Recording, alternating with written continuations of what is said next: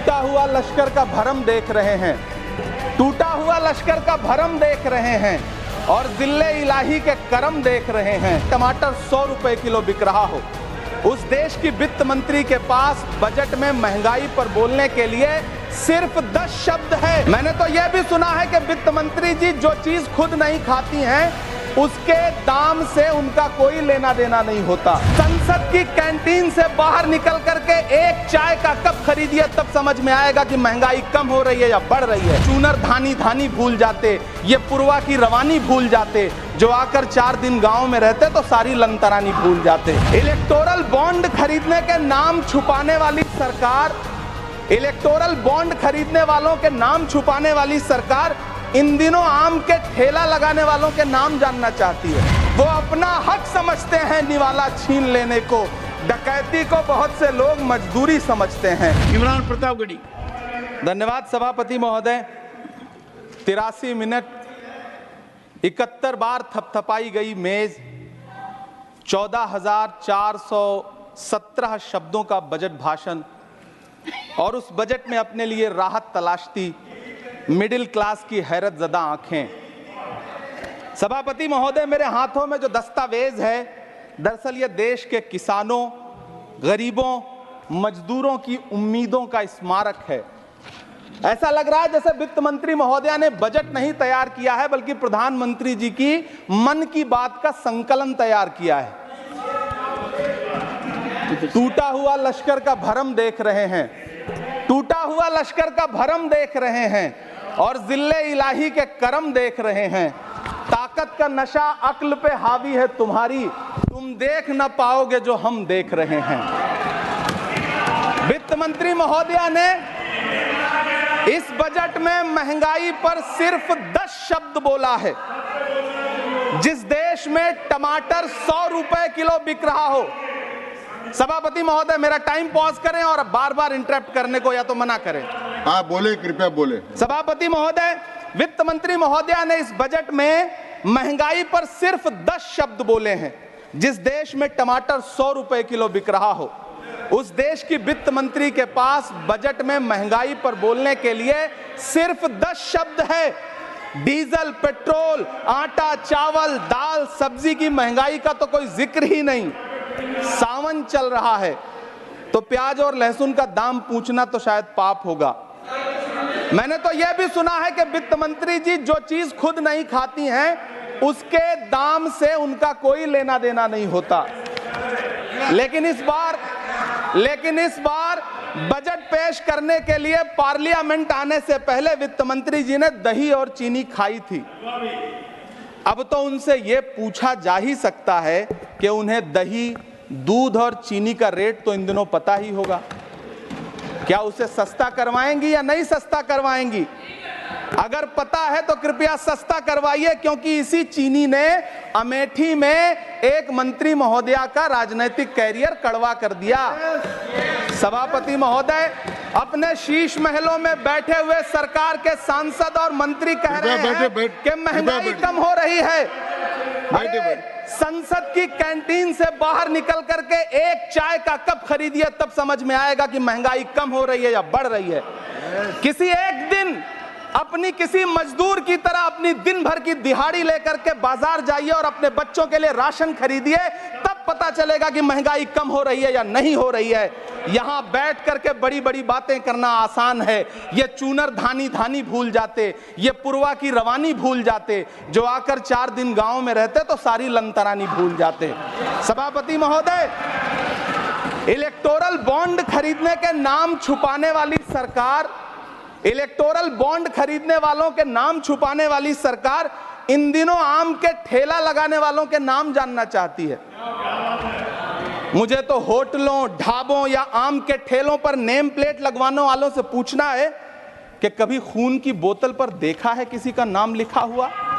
मुझे पूछना है कि क्या कोरोना के दौरान अपनी उखड़ती हुई सांसों के लिए ऑक्सीजन तलाशने वाले किसी इंसान ने ऑक्सीजन लाने वाले किसी इंसान से पूछा था कि ऑक्सीजन लाने वाला इंसान हिंदू है या मुसलमान है? मुझे पूछना है कि लावारिश लाशों के लिए कोरोना में कांधा देने वाले, चिताओं के लिए लकड़ियां सजाने वाले किसी इंसान से पूछा गया था उसका नाम? उसका मजहब, लेकिन इन दिनों पूछा जा रहा है सभापति महोदय, अफसोस देश के प्रधानमंत्री जी ने कभी न टूटने वाली चुप्पी ओढ़ ली है। सभापति महोदय, जनता ने 63 सीटें कम क्या कर दी, ये सरकार तो अमृतकाल का नाम लेना ही भूल गई। ये भूल गई है अमृतकाल को, ये भूल गई है मनरेगा को, ये भूल गई है मौलाना आजाद नेशनल फेलोशिप को, ये भूल गई है मणिपुर को, ये भूल गई है महाराष्ट्र को। मुझे गर्व है कि मैं राज्यसभा में महाराष्ट्र का प्रतिनिधित्व करता हूं। महाराष्ट्र जो देश की आर्थिक राजधानी है, जो टोटल कॉर्पोरेट टैक्स का 40%, इनकम टैक्स का 32% और जीएसटी का 20% इस देश को देता है, उस महाराष्ट्र के लिए इस बजट में एक शब्द नहीं है। आप बैठ जाए। सभापति महोदय, आखिर महाराष्ट्र से किस बात का बदला लिया जा रहा है? महाराष्ट्र ने लोकसभा चुनाव में बाबा साहब अम्बेडकर के संविधान को बचाने के लिए वोट क्या कर दिया? प्रधानमंत्री जी तो महाराष्ट्र से बदला लेने पर उतर आए। अब तो शायद उन्हें याद भी ना हो यवतमाल का वो दाभड़ी गांव जहां 20 मार्च 2014 को वो किसानों के साथ चाय पर चर्चा करने गए थे और उनकी किस्मत बदलने के सपने दिखाए थे। उसी यवतमाल में पिछले 6 महीने में 132 किसानों ने आत्महत्या की है। सभापति महोदय, महाराष्ट्र में हर महीने 209 किसान आत्महत्या कर रहे हैं। राज्य सरकार द्वारा सौंपा गया आंकड़ा बताता है कि 1 जनवरी से 31 मई के बीच 1046 किसानों ने आत्महत्या की है। लेकिन अफसोस, इस बजट में महाराष्ट्र के किसानों के लिए कुछ भी नहीं है। किसानों से चिढ़ी हुई सरकार ने बजट में किसानों के एमएसपी की लीगल गारंटी नहीं दी। लेकिन याद रखिएगा, जो किसान का नहीं वो हिंदुस्तान का नहीं। सभापति महोदय, मुझे वित्त मंत्री जी से पूछना है कि वो जो कुछ साल पहले 100 स्मार्ट सिटी बनाने का ढोल पीटा गया था, सुना है उस ढोल में पानी भर गया है, इसीलिए आपने उसका नाम बदल करके सिटीज ऑफ ग्रोथ हब्स रख दिया है। अच्छा है, नाम बदलने का खेल खेलते रहिए, आपकी कई सरकारें तो इसी वजह से चल रही हैं। इस सरकार को पढ़े लिखे लोगों से दिक्कत है सभापति महोदय, इसीलिए इस सरकार ने यूजीसी का बजट 66% कम कर दिया है। वाह री सरकार। सभापति महोदय, मैं वित्त मंत्री जी के संज्ञान में लाना चाहता हूं कि किशनगंज में एएमयू सेंटर के पास 224 एकड़ जमीन है। यूपीए सरकार ने सोनिया गांधी जी की अगुवाई में 136 करोड़ रुपए एएमयू किशनगंज सेंटर के लिए सेक्शन किए थे। लेकिन आपकी सरकार ने पिछले 10 साल में उस 136 करोड़ में से सिर्फ 10 करोड़ रुपया रिलीज किया है। 1.5 करोड़ की आबादी वाला सीमांचल बेहतर शिक्षा के लिए उस सेंटर की बाट जोह रहा है। मेरा आपसे सवाल है कि इस सेंटर का बाकी पैसा आप कब रिलीज करेंगे? मुझे उम्मीद है वित्त मंत्री महोदया जवाब जरूर देंगी। सीमांचल उसी बिहार में आता है जिसकी बैसाखी के सहारे आपकी सरकार चल रही है। वहां के लोगों को एम्स की जरूरत है। महानंदा और कोसी से होने वाली बाढ़ की तबाही को रोकने के लिए बांध बनाइए, सीमांचल के साथ सौतेला व्यवहार बंद करिए। इकोनॉमिक कॉरिडोर बनाने से किसी राज्य का विकास नहीं होगा, विकास होगा स्वास्थ्य और शिक्षा के बुनियादी मुद्दों के लिए बजट देने पर। सभापति महोदय, एक तरफ तो इस बजट में पीएम आवास योजना के तहत 3 करोड़ अतिरिक्त मकान देने की घोषणा है और दूसरी तरफ लखनऊ के अकबर नगर में 1280 वो मकान हैं जिन्हें रिवर फ्रंट बनाने के नाम पे बुलडोजर से जमींदोज कर दिया गया। सभापति महोदय, लोग चीखते रहे, बच्चे बिलखते रहे, वसुधैव कुटुंबकम का नारा लगाने वाली सरकार इंसानों के घरौंदे उजाड़ कर जश्न मना रही है। सभापति महोदय, मेरा बहुत भावुकता के साथ देश के प्रधानमंत्री से सवाल है कि इन उजड़ते हुए मकानों और बेघर होते हुए घरों को देख करके आपको नींद कैसे आती है, आप सो कैसे पाते हैं? मेरा सवाल है इस देश के प्रधानमंत्री से, या तो लोगों के घरौंदे उजाड़ना बंद करिए या फिर करोड़ों मकान बनाने की झूठी घोषणाएं करना बंद करिए। यह बजट झूठ का पुलिंदा है। यह बजट आपके पिछले साल के बजट का कट कॉपी पेस्ट है। यह बजट हमारे चुनावी घोषणा पत्र की नकल करने की एक बेईमान कोशिश है। लेकिन कहावत है ना कि नकल के लिए भी अकल चाहिए। मेरे हाथ में एक तरफ न्याय पत्र है जो हमारा है और दूसरी तरफ अन्याय पत्र है जो आपका है। इस सरकार को आलोचना सुनने की आदत नहीं है सभापति महोदय।